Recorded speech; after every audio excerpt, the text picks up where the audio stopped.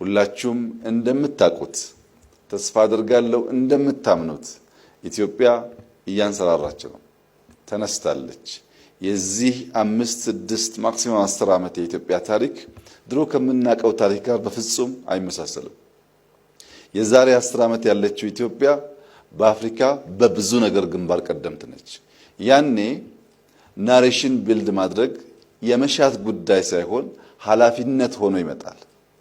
ያደገችው ቻይና ከራሷ አልፋ የዓለምን ናሬሽን ለመገንባት እንደሰራችው እያደገች ያለችው ህንድ ከራሷ አልፋ የዓለምን ናሬሽን ለመገንባት እየሰራች እንዳለችው ሀብት ያላት ካታር አልጀዚራ እንደገነባችው ሁሉ እኛም ኢኮኖሚያችን እያደገ ሲሄድ በአፍሪካ ናሬሽን ውስጥ ጉልህ ስፍራ መጫወት ኃላፊነታችን መሆኑ አይቀሬ ጉዳይ ነው። ለምን የተባለ እንደሆነ ወደ ኋላ መለስ ስንል በታሪካችን የአፍሪካ ከፍተኛው አደጋ የነበረው ከውጭ እየመጡ ያሉ በዝባዥ ኃይሎች አፍሪካን እንዳይበዘብዙ መከላከል ነበር። በዚህ ጊዜ ግንባር ቀደም ሆና ከአድዋ ታላቁን ብስራት ያሰማችው በልጆቿ ደም በልጆቿ አጥንት በከፍተኛ ተጋድሎ ለብዙ የአፍሪካ ሀገራት ነፃነት ደውል ብስራት የተሰማው ከአድዋ ነበር።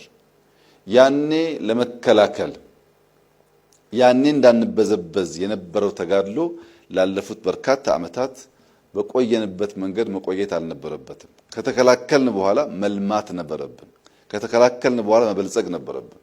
በዚያ ውስጥ አፍሪካዊ ወንድሞቻችን ካለምንም ጥርጥር ከኢትዮጵያ ያንን ተግባር ይጠብቃሉ እና ዛሬ ጊዜው ደርሶ ከራሳችን ተሻግረን የአፍሪካ ድምጽ ለመሆንና አፍሪካ ምድረ ቀደምት መሆኗን አፍሪካ በከርሰ ምድር ሀብት ከፍተኛ ሀብት ያላት አህጉር መሆኗን በብዙ ወጣቶች የተሞላች አህጉር መሆኗን ከኤዥያ ቀጥሎ ምንም ጥርጥር የለውም በመጪው ዘመናት አፍሪካ ታላቋ አህጉር ትሆናለች።